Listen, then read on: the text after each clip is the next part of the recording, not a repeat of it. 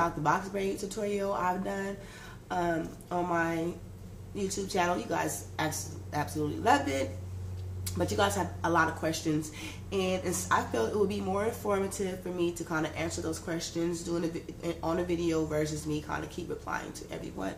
And so this is just going to be a FAQ about that. So the first question I always get is,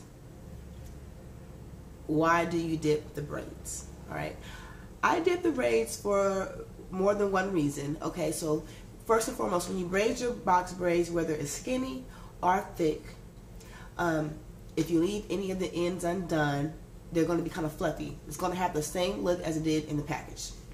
Kind of a fluffy look if you're using the type of hair I used, okay?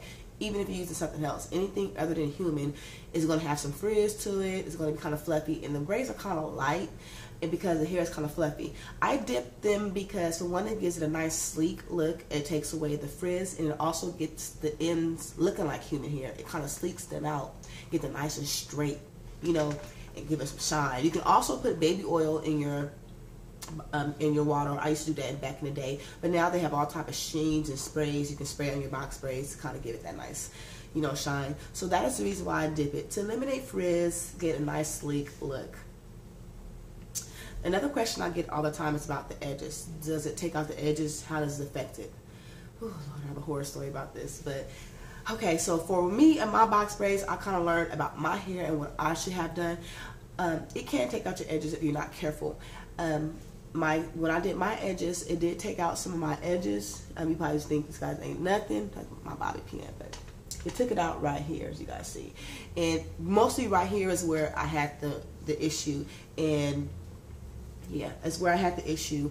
And I think it was just because I had such a long braid, and it was kind of a thick braid, and it was just too heavy on the small amount of hair I had it on. And from the pulling it back and pulling it up and the pulling it back and doing all these do's with it, it really put strain on my edges. Now, when you start seeing the white follicles on the edges of your hair, you're pulling it out from the root. Okay, so I would suggest.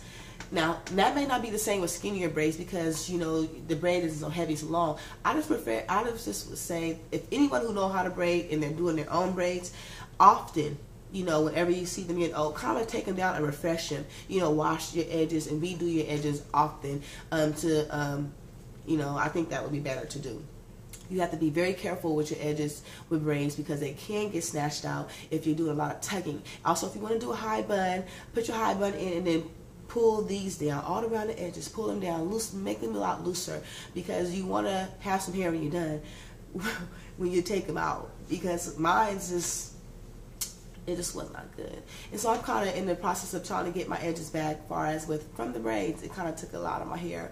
Also, it took a lot of my actual hair from my head, because I have a perm now, and I wish I never got it, but I was natural for about 10 years actually, and I got the braids, but I had a lot of new growth. And then when I took it down, I combed through and edited everything I was supposed to do.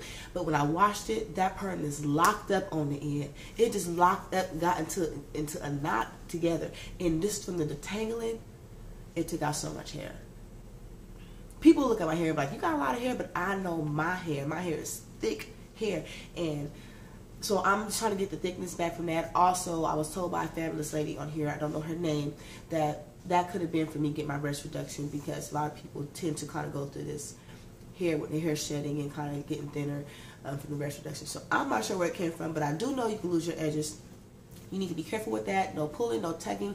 Make sure if you are having a high bun or any type of style that is pulling it back, that you are kind of pulling those edges back down so they're not doing that extra pulliness. And also look for the little white follicles that let you know that you're pulling your hair too tight and it's coming out from the root.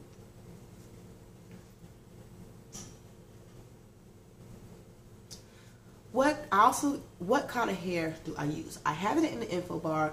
It is Rastafari. I don't know if I'm saying it right, but it's probably, I'm gonna have something popping up here, and I'm also gonna put another link down there. It is a yaki hair, not a yaki hair. It's a tankalon, I believe, but it's like the jumbo braid. Okay, it's not this hair that looks sleek in the package. It's the big jumbo braid that's braided into a jumbo braid, and I use that hair. And I love it. It's soft on the fingers, it's not hard. So that's the type of hair I used for my box braids, and I used about 9 packs, 8 or 9 packs of hair in my head. Yes, that was a lot of hair because they were very long. Did you cut your packs in half? No, I use whole packs of hair. Now, if you cut the packs in half, you're gonna cut how much you're gonna use in half because you're adding half more hair to your head. You know, you're adding a little bit more to your hair supply as far as what you're using. You don't have to use one whole pack. Basically, one whole pack is two packs to you. Okay, so you cutting everything in half. So, but the braids won't be as long. But I know if I do it again, I'm probably going to use half packs because that was just too much and it was too long and they were too heavy.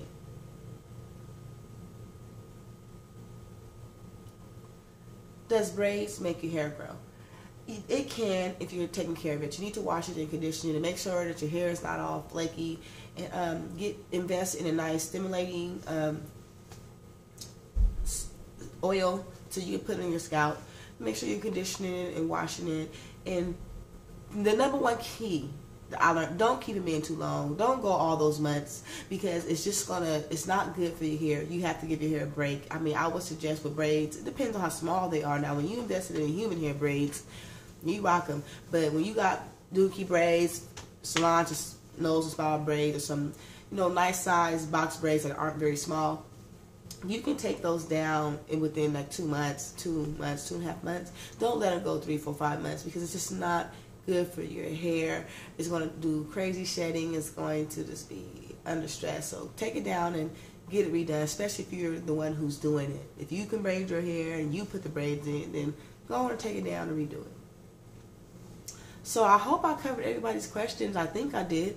Yeah, but those are mainly the questions that I get from that videos, what kind of hair I use and so forth. So if I did not cover everything, please, again, feel free to ask me, as you guys always do.